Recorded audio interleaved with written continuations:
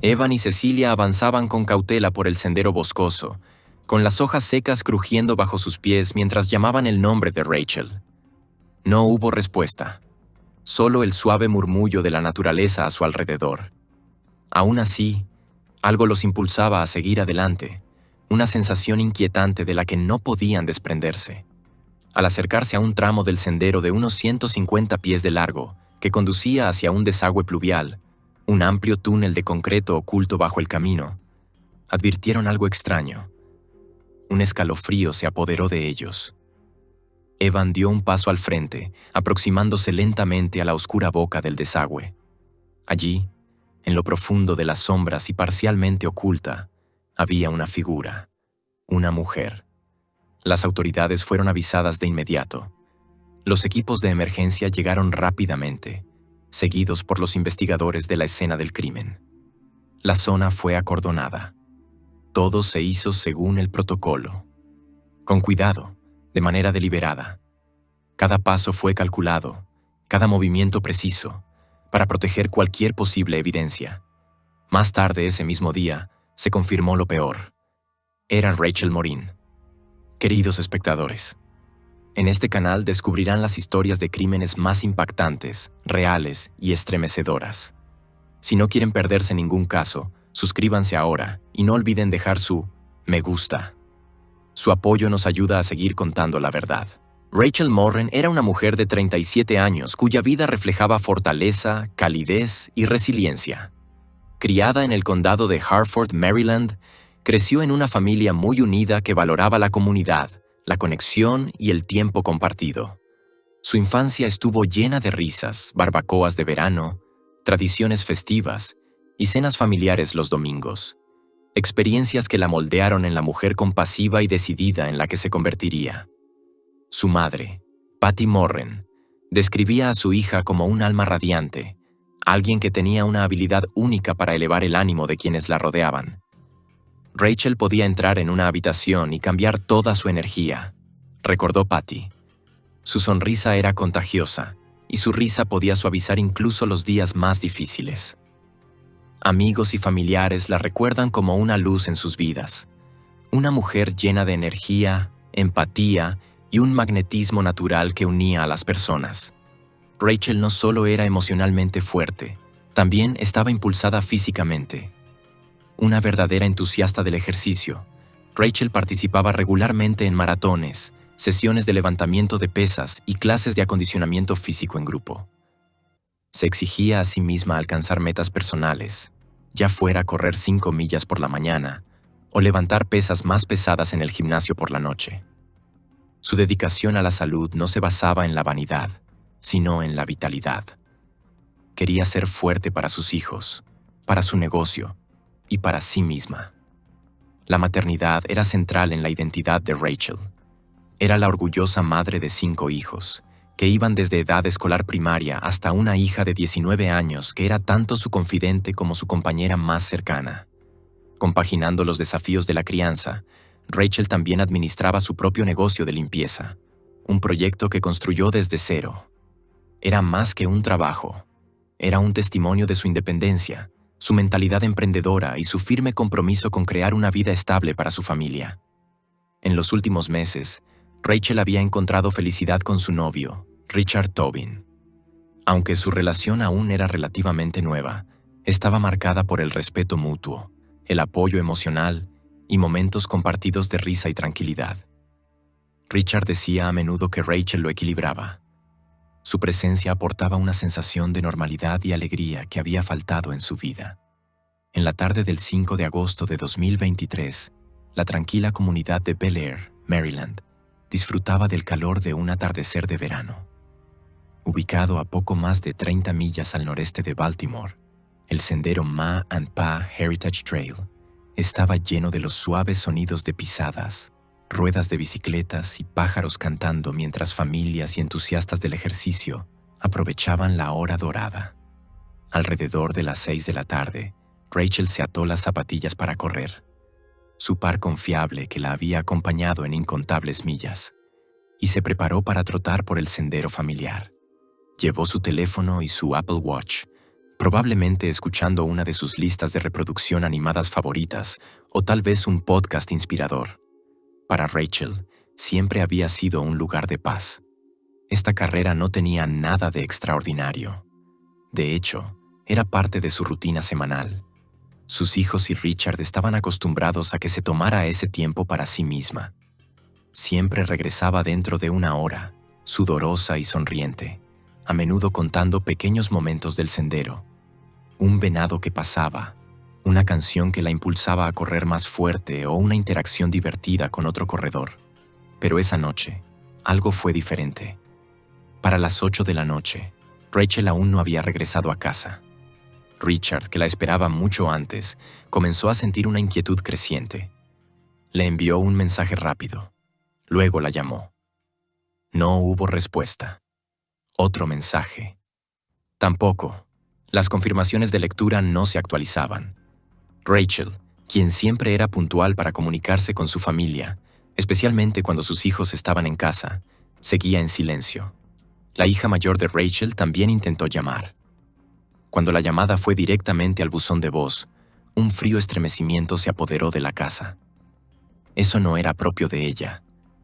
Rachel no era del tipo de desaparecer, ni siquiera por unas horas. Era demasiado responsable, demasiado consciente de las necesidades de su familia. Richard, ahora profundamente preocupado, decidió conducir hasta el inicio del sendero cerca de William Street, uno de los puntos donde Rachel solía comenzar sus carreras. Al entrar en el pequeño estacionamiento, el temor se apoderó de él. Su coche estaba allí, estacionado, inmóvil, silencioso. Su botella de agua descansaba en el portavasos. No había rastro de ella cerca. Luchando contra el pánico, Richard contactó de inmediato a la oficina del sheriff del condado de Hartford para reportar la desaparición de Rachel. Los oficiales respondieron rápidamente, llegando al lugar para comenzar su investigación inicial. Hablaron con Richard y se comunicaron con la familia de Rachel para recopilar cualquier detalle que pudiera ayudarles a entender lo que podría haber ocurrido.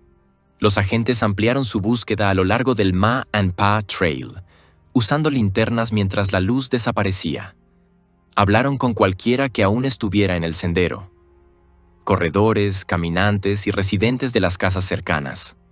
Algunas personas mencionaron haber visto a una mujer que coincidía con la descripción de Rachel, pero nadie recordó nada alarmante o inusual. El estacionamiento y la entrada del sendero fueron examinados meticulosamente. Los oficiales buscaron cualquier pertenencia, un teléfono, auriculares, ropa, cualquier cosa que pudiera indicar una dirección o una lucha. Pero nada llamaba la atención. El sendero permanecía inquietantemente silencioso, como si simplemente se la hubiera tragado entero. A medida que la noche daba paso a las primeras horas de la mañana del 6 de agosto, las autoridades trajeron apoyo adicional. Equipos de búsqueda y rescate fueron movilizados, y drones equipados con cámaras térmicas se elevaron al cielo, escaneando el área desde arriba. Los miembros de la familia se reunieron cerca del inicio del sendero, abrazándose, susurrando oraciones y llamando el nombre de Rachel en la oscuridad. Los investigadores comenzaron a construir una línea de tiempo de sus últimos movimientos conocidos. Imágenes de vigilancia de 2 tiendas locales confirmaron que Rachel las había visitado más temprano ese día. Su actitud era normal, su comportamiento relajado. No había indicios de estrés o miedo, nada que sugiriera que algo estaba mal. Rachel Morin había estacionado su vehículo cerca de la entrada de William Street al Ma and Pa Heritage Trail. Rachel, vestida con el vibrante atuendo deportivo por el que era conocida, era simplemente otra persona disfrutando de una tarde de verano. Al amanecer del día siguiente, la búsqueda de Rachel entró en una fase más urgente. La oficina del sheriff del condado de Hartford, que había estado coordinando los esfuerzos durante la noche, tomó la decisión de ampliar el perímetro de búsqueda. El enfoque se trasladó a áreas del sendero menos frecuentadas, aquellas que serpenteaban entre matorrales más espesos, terrenos más empinados y arroyos tranquilos. Eran secciones donde alguien podría pasar fácilmente desapercibido. Los agentes a pie fueron pronto acompañados por oficiales en vehículos todoterreno, lo que les permitió llegar más profundamente al bosque y a los tramos más escarpados del sendero. Voluntarios de la comunidad también se unieron, muchos de los cuales nunca habían conocido a Rachel, pero se sintieron impulsados a ayudar. Peinaron el camino lentamente, con cuidado, con los ojos escaneando cada tramo del suelo en busca de algo que pudiera destacar. Un objeto descartado, una prenda de ropa o un rastro de hojas alteradas. Entre esos voluntarios estaban Evan Knapp y Cecilia Ocorso, ambos residentes de Bel Air desde hacía mucho tiempo, quienes se habían tomado el día libre del trabajo para contribuir al esfuerzo. Alrededor de la 1 de la tarde, mientras se acercaban a un área tranquila cerca de un arroyo justo fuera del sendero principal, no muy lejos de donde Rachel probablemente había comenzado su carrera, advirtieron algo curioso. Un sendero estrecho de follaje alterado se extendía a través de un matorral de árboles. A primera vista, parecía un camino de venados, pero la vegetación aplastada parecía demasiado lineal, demasiado deliberada. Siguiendo sus instintos, Evan y Cecilia avanzaron lentamente por el sendero, pisando con cuidado y llamando el nombre de Rachel. Lo que encontraron les cortó la respiración. A lo largo de un tramo de 150 pies que conducía hacia un desagüe pluvial, un túnel de concreto situado bajo el sendero, observaron piedras que parecían haber sido alteradas recientemente, con señales sutiles pero innegables de movimiento humano cerca. Algo no estaba bien. Mientras Evan se acercaba con cautela a la entrada del desagüe, las sombras en su interior parecían más oscuras de lo que la luz del día permitía. Asomándose dentro del túnel, se quedó inmóvil, su cuerpo tensándose con el peso de la realización. En el interior, parcialmente oculto a la vista, yacía alguien que coincidía con la descripción de Rachel. Sus pertenencias, su teléfono y su Apple Watch estaban cerca, como si hubieran quedado congeladas en el tiempo, preservadas exactamente donde habían ocurrido sus últimos momentos. Las autoridades fueron llamadas de inmediato. Los agentes del sheriff llegaron y aseguraron el área, estableciendo rápidamente un perímetro alrededor del desagüe para preservar cualquier posible evidencia. La escena fue abordada con el máximo cuidado y gravedad. Los investigadores trabajaron lentamente, metódicamente, recopilando lo que podían mientras preservaban la integridad del lugar. Se confirmó. Habían encontrado a Rachel Morren. El momento en que la noticia fue transmitida a la familia de Rachel fue devastador. Patty Morren, su madre, relató más tarde que los detectives que llegaron fueron delicados al informarles, pero la confirmación golpeó como una onda de choque. Los hijos de Rachel, especialmente su hija mayor, estaban inconsolables. La familia se había aferrado a la esperanza durante horas, deseando un milagro. Ahora, esa esperanza fue reemplazada por el duelo y el vacío repentino de una vida arrebatada demasiado pronto. El Ma and Pa Trail, que antes era un santuario para corredores, paseadores de perros y amantes de la naturaleza, se había transformado de la noche a la mañana.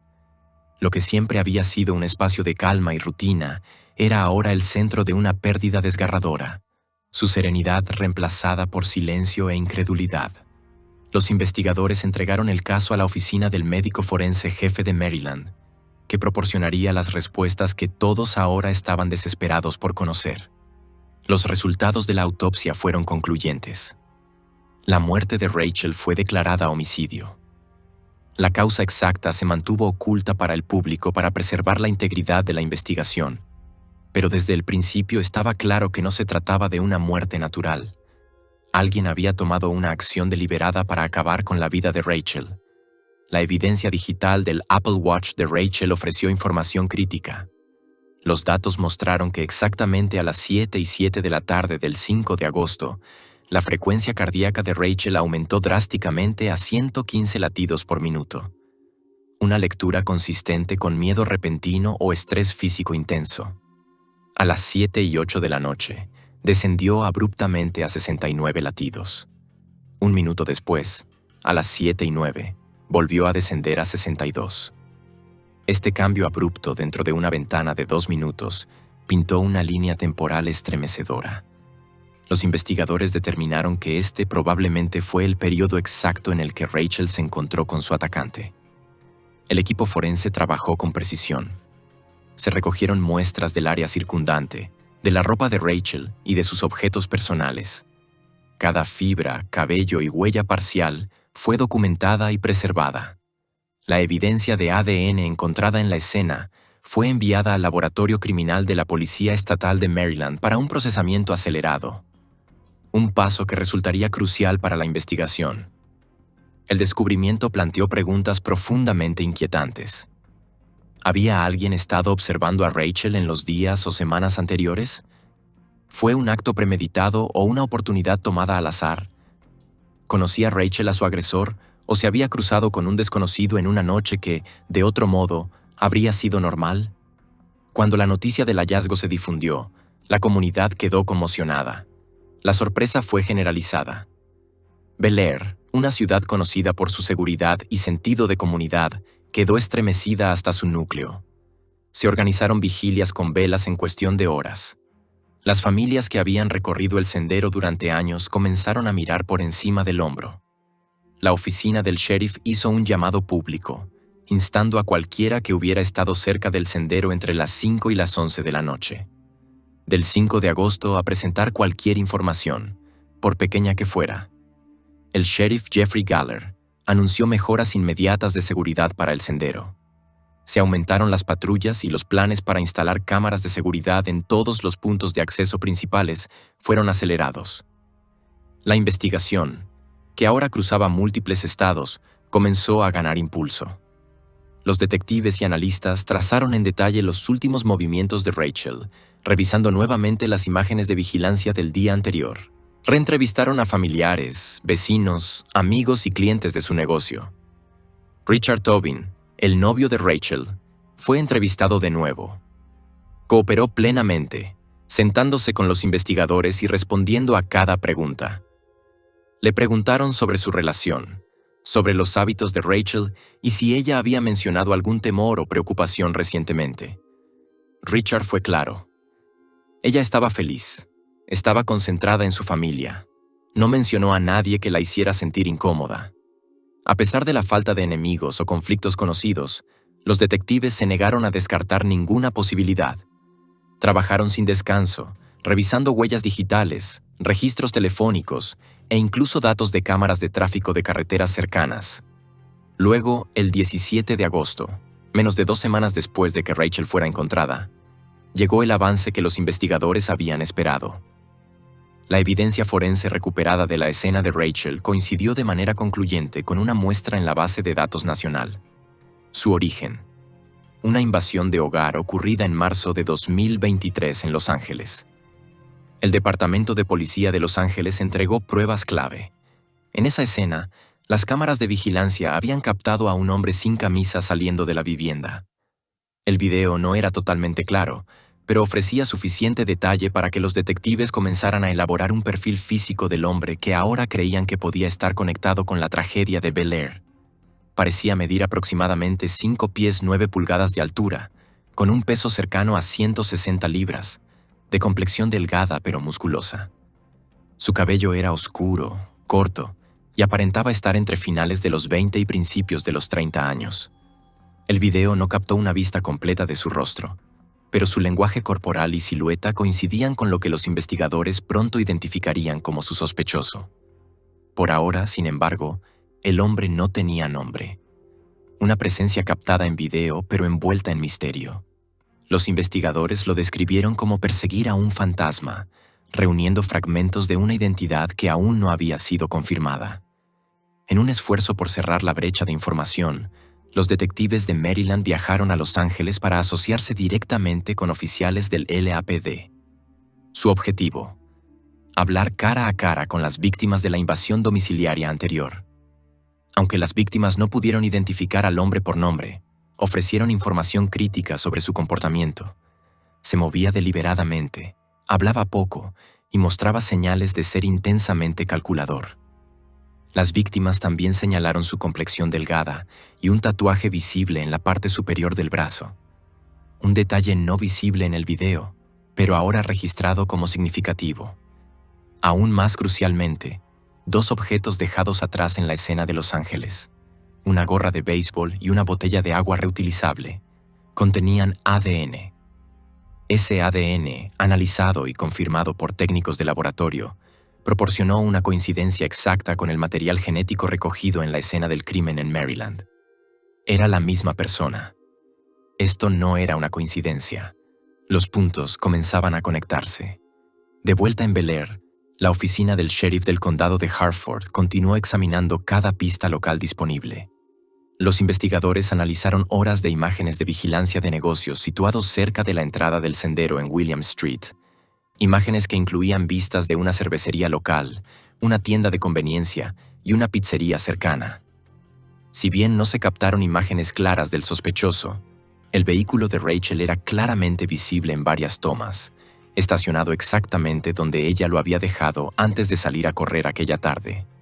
La ausencia de imágenes que mostraran al sospechoso entrando o saliendo del área llevó a los detectives a teorizar que podría haber llegado a pie o en bicicleta, posiblemente evitando la detección por los sistemas de vigilancia. Estas posibilidades añadieron una nueva y escalofriante capa al caso. ¿Era local? ¿O se había estado quedando temporalmente en el área, observando, esperando y aprendiendo la rutina de Rachel? La investigación continuó expandiéndose mucho más allá de Maryland y California. Se realizaron más de 100 entrevistas formales que involucraron a vecinos, dueños de negocios, usuarios del sendero y fuentes de otros estados. La oficina del sheriff recibió más de 1000 pistas de todo el país, cada una examinada y registrada. 10 agencias policiales distintas, incluidas dependencias locales y socios federales, unieron fuerzas, aportando conocimientos especializados y apoyo tecnológico. Entre quienes intervinieron para ayudar se encontraba la oficina del FBI en Baltimore. El FBI ofreció asistencia forense avanzada, así como elaboración de perfiles conductuales, basándose en años de experiencia manejando casos similares. La veterana perfiladora Pat Brown fue incorporada para crear un perfil psicológico y conductual del sospechoso desconocido. El perfil resultante fue compartido con la familia de Rachel, quien a su vez lo distribuyó al público en un renovado esfuerzo por obtener información. El análisis psicológico sugería a un sujeto con tendencias depredadoras, alguien que pudo haber acechado a su objetivo, esperando el momento en que ella fuera más vulnerable. Rachel, según resultó, tenía un horario bastante predecible. Ella corría con frecuencia por el sendero Ma and Pa Trail, usualmente al atardecer después de ocuparse del trabajo y de las responsabilidades familiares. Su patrón predecible probablemente fue un factor en la planificación del crimen. Cuando el caso entró en su 6º mes, el apoyo de la comunidad seguía siendo fuerte, pero la necesidad de cierre se volvió más urgente.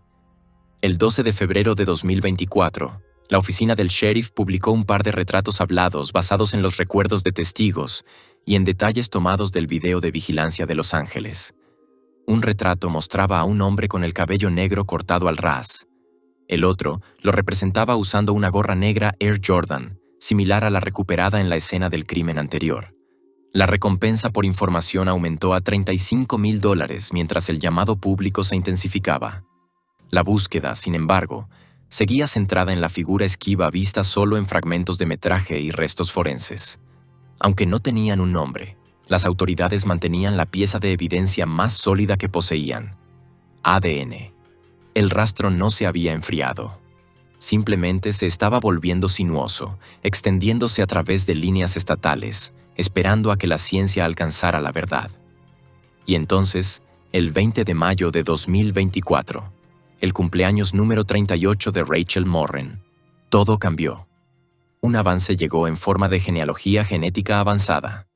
Este método de vanguardia utiliza bases de datos de ADN disponibles públicamente para rastrear material genético no identificado hasta familiares conocidos. Era una posibilidad remota, pero funcionó. El ADN coincidió con un árbol genealógico que finalmente condujo a un nombre: Víctor Antonio Martínez Hernández. Después de 10 largos meses, los investigadores finalmente tenían una identidad concreta, pero sus preguntas apenas comenzaban. ¿Quién era este hombre? ¿Por qué había aparecido en 2 estados diferentes, vinculado a 2 crímenes no relacionados? ¿Y cómo había logrado evadir la captura durante tanto tiempo?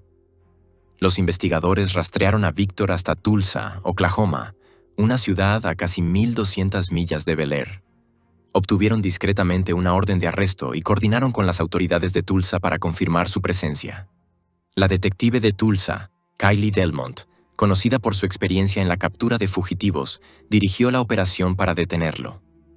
En la noche del 14 de junio de 2024, un equipo se acercó a un pequeño bar en las afueras de Tulsa, donde Víctor había sido visto supuestamente.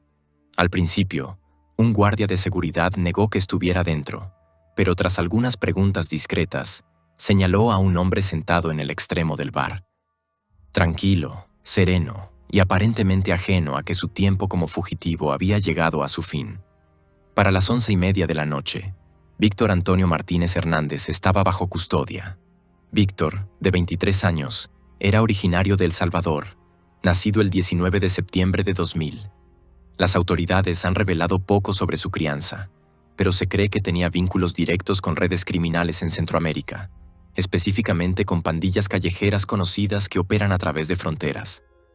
Según reportes, tiene una hija, aunque los detalles sobre su vida personal siguen siendo limitados.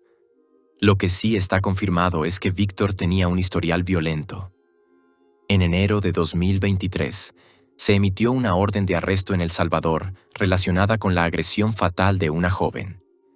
Temiendo ser procesado, Víctor huyó del país e hizo múltiples intentos de cruzar a Estados Unidos.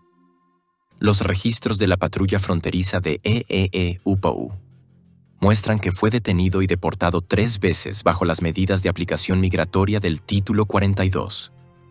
Una vez cerca de Santa Teresa, Nuevo México, el 19 de enero. Otra el 31 de enero cerca de El Paso, Texas. Y una tercera el 6 de febrero. Cada vez que Víctor Antonio Martínez Hernández fue detenido por la patrulla fronteriza de EE.UU. A principios de 2023, los funcionarios no encontraron antecedentes penales previos vinculados a él en ninguna base de datos policial estadounidense. Esa ausencia de historial documentado permitió su expulsión inmediata sin detención adicional. El 13 de febrero de 2023, Martínez Hernández logró cruzar la frontera nuevamente, esta vez sin ser detectado, cerca de El Paso, Texas. Esta cuarta entrada resultó ser diferente. Marcó el inicio de su ingreso exitoso a E.U, sin deportación inmediata. A partir de ese momento, tuvo libertad para moverse sin supervisión, su ruta indocumentada y sin restricciones. Una vez dentro del país, sus movimientos se volvieron difíciles de rastrear en tiempo real, pero el trabajo investigativo posterior mostraría que estaban lejos de ser aleatorios. Viajaba ligero, se mantenía móvil y tomaba decisiones deliberadas para evitar la detección. Para marzo de 2023, Martínez Hernández había aparecido en Los Ángeles, California, donde finalmente fue vinculado, mediante ADN, a una invasión domiciliaria. A medida que la primavera dio paso al verano, dejó California y se trasladó silenciosamente a Bel Air, Maryland. Para julio de 2023, Martínez Hernández vivía a menos de 1 milla del sendero Ma and Pa Heritage Trail, el mismo sendero donde Rachel solía salir a correr por las tardes. Su residencia era una modesta casa en George Street, donde se hospedaba con un amigo llamado Marcos Campos Gavara. En esta tranquila zona residencial, mantenía un perfil bajo, trabajando en una serie de restaurantes locales. Interactuaba mínimamente con vecinos y compañeros de trabajo, mezclándose perfectamente con el ambiente de pueblo pequeño. Múltiples testigos, incluidos sus primos José y Tania Hernández, confirmaron a los investigadores que Víctor vivía en Bel Air durante todo agosto de 2023. La línea de tiempo coincidía directamente con los últimos días de Rachel. Pero luego, pocas semanas después de que Rachel fuera reportada como desaparecida y posteriormente encontrada, Martínez Hernández desapareció. Dejó atrás varias pertenencias personales, calcetines, un cepillo de dientes, zapatillas deportivas y otros objetos cotidianos, que más tarde resultarían fundamentales para vincularlo a la escena del crimen mediante análisis de ADN. Tras su desaparición repentina de Maryland, Martínez Hernández volvió a moverse. Viajó por Virginia, permaneció brevemente en el condado de Prince George y eventualmente llegó a Temple Hills, donde supuestamente vivió un tiempo con una tía. Su rastro estuvo frío durante meses, hasta que los investigadores lograron reconstruir más detalles mediante una combinación de datos de teléfonos celulares, huellas digitales y testimonios de quienes habían cruzado su camino. Para mayo de 2024, había reaparecido en Tulsa, Oklahoma. Fue allí donde los investigadores descubrieron un nuevo nivel inquietante de evidencia. Al analizar su teléfono, encontraron historiales de búsqueda que incluían consultas relacionadas con el área de Bel Air, así como contenido guardado que hacía referencia directamente a Rachel Morren. Entre los hallazgos había capturas de pantalla de noticias locales sobre el caso e incluso una búsqueda de su nombre completo.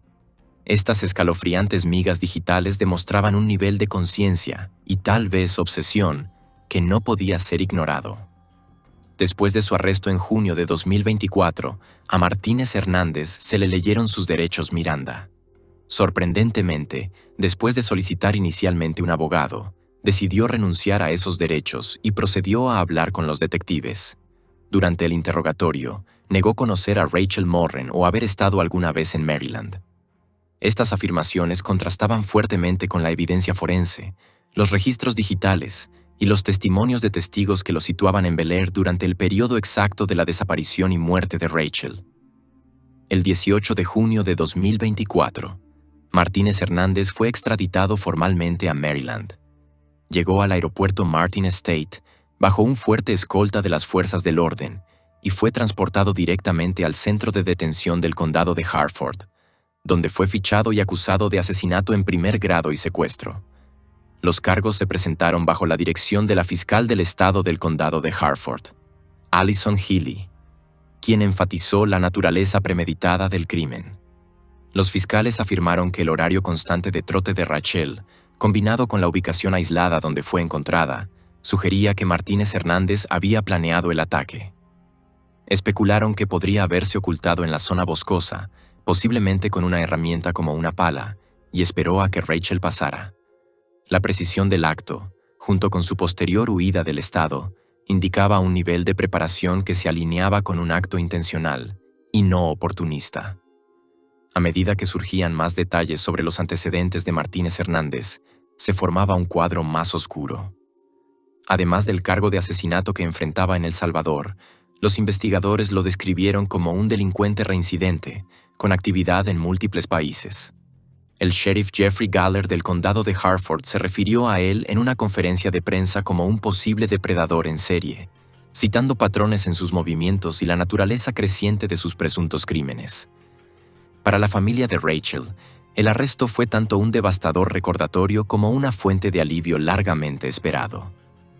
En una rueda de prensa pública, Patty Morren, madre de Rachel, luchó por contener las lágrimas mientras se dirigía a la comunidad. Simplemente me dio tanta esperanza, dijo, que realmente les importaba nuestra familia y mi hija, que iban a trabajar diligentemente para encontrar a la persona que la asesinó. Y lo hicieron. El juicio comenzó el 1 de abril de 2025 en el Tribunal de Circuito del Condado de Hartford, bajo la presidencia de la jueza Yolanda L. Sirten. Dada la naturaleza de alto perfil del caso y la amplia cobertura mediática, la selección del jurado fue especialmente delicada. Se examinaron casi 400 posibles jurados a lo largo de 3 días. Los abogados defensores argumentaron que la publicidad previa al juicio había comprometido la posibilidad de un juicio justo en el condado de Hartford. La defensa, liderada por los defensores públicos adjuntos Marcus Jenkins, Sawyer Hicks y Tara Lampt, presentó mociones para un cambio de lugar y solicitó el uso de un cuestionario para jurados a fin de detectar posibles sesgos. Ambas mociones fueron denegadas. El tribunal sostuvo que aún era posible lograr imparcialidad mediante una selección cuidadosa. Para el 3 de abril, se conformó un jurado. Estaba compuesto por 10 hombres y 2 mujeres, con 6 suplentes elegidos en caso de descarte o emergencias. Este grupo de ciudadanos tenía ahora la tarea de escuchar un caso que había atraído la atención nacional, tocado vidas locales y afectado profundamente a una familia en duelo. Las declaraciones de apertura presentaron 2 versiones marcadamente diferentes de la verdad. La fiscalía, liderada por la fiscal del estado Allison Healy y el fiscal adjunto David Ryden, guió al jurado a través de los últimos momentos de Rachel con precisión quirúrgica, respaldada por una línea de tiempo creada a partir de datos digitales, declaraciones de testigos y análisis forense. Durante los siguientes 9 días, la fiscalía llamó a 32 testigos, cada uno de los cuales añadió otra capa a la historia. Entre los testimonios más cargados emocionalmente estuvieron los de las hijas de Rachel, Violet Custer y F.A. McMahon, quienes relataron sus últimos mensajes de texto con su madre justo antes de las 7 de la noche. Del 5 de agosto de 2023, mensajes que nunca fueron respondidos. También fue llamado a declarar Richard Tobin, el novio de Rachel, quien recordó el creciente pánico cuando ella no regresó de su carrera. Testificó haber encontrado su coche, intacto, en el estacionamiento de la entrada del sendero, y haber realizado decenas de llamadas sin respuesta a su teléfono mientras caía la noche. Cada testimonio, cada evidencia, construyó un caso no solo sobre lo que había sucedido, sino sobre quién era responsable. En uno de los momentos más seguidos del juicio, el detective del sheriff Phil Golden subió al estrado y ofreció un detallado análisis sobre el interrogatorio de Víctor Antonio Martínez Hernández. Golden relató la calma medida con la que Martínez Hernández respondió a las preguntas de los investigadores, negando rotundamente haber puesto un pie en el estado de Maryland o siquiera haber oído hablar de Rachel Morin, a pesar de la abrumadora evidencia física y digital presentada. En marcado contraste, la defensa presentó un caso mínimo. El 14 de abril de 2025, llamaron a un solo testigo, una breve aparición que duró menos de 10 minutos. La estrategia era clara. En lugar de disputar directamente la evidencia técnica, la defensa buscaba generar duda enfatizando lo que presentaban como vacíos en la narrativa de la fiscalía. El abogado defensor Sawyer Hicks propuso que el caso carecía de un motivo claro, sugiriendo en cambio que el incidente podría haber surgido de tensiones personales y no de un acto aleatorio. Hicks argumentó que Rachel había comenzado recientemente a salir con Richard Tobin y que esta nueva relación podría haber despertado celos entre otros hombres que habían mostrado interés en ella. La defensa insinuó la posibilidad de que alguien más cercano a Rachel hubiera actuado por resentimiento emocional, aunque no presentó evidencia que respaldara esta teoría. Como parte de su argumento, la defensa intentó socavar la credibilidad de la evidencia de ADN, destacando las afirmaciones anteriores de Martínez Hernández de que las muestras podrían haber sido manipuladas o transferidas por terceros desconocidos. Aunque estas teorías carecían de respaldo sustancial, la defensa se apoyó en la idea de que, en la era digital y forense actual, existen posibilidades que podrían no dejar rastros evidentes, generando así la sombra de una duda razonable. Cuando el caso llegó a sus alegatos finales el 14 de abril por la tarde, la sala del tribunal estaba llena de una tensión inconfundible. La declaración final de Healy fue directa, metódica y emocionalmente fundamentada. El jurado se retiró a deliberar a las 4:42 de la tarde, y a las 5:28 de la tarde, apenas 46 minutos después, regresaron con su veredicto. La rapidez del fallo habló por sí sola. Víctor Antonio Martínez Hernández fue declarado culpable de todos los cargos: asesinato premeditado en primer grado y secuestro. La sala permaneció en silencio mientras se leía el veredicto. Él se mantuvo inmóvil, mirando al frente, sin mostrar ninguna emoción externa. Mientras la jueza agradecía al jurado por su servicio, un palpable sentido de conclusión llenó la sala. Sin embargo, la historia no había terminado por completo. La sentencia estaba programada para el 11 de agosto de 2025, poco menos de 4 meses después del veredicto. Los fiscales anunciaron su intención de buscar sentencias consecutivas que podrían resultar en cadena perpetua sin posibilidad de libertad condicional. Hasta junio de 2025, no han surgido nuevos desarrollos legales. Martínez Hernández permanece encarcelado en el centro de detención del condado de Hartford, sin derecho a fianza. No ha emitido declaraciones públicas ni presentado nuevas mociones legales. Su equipo legal no ha indicado si presentará una apelación, aunque tiene la opción de hacerlo dentro de los 30 días posteriores a la sentencia.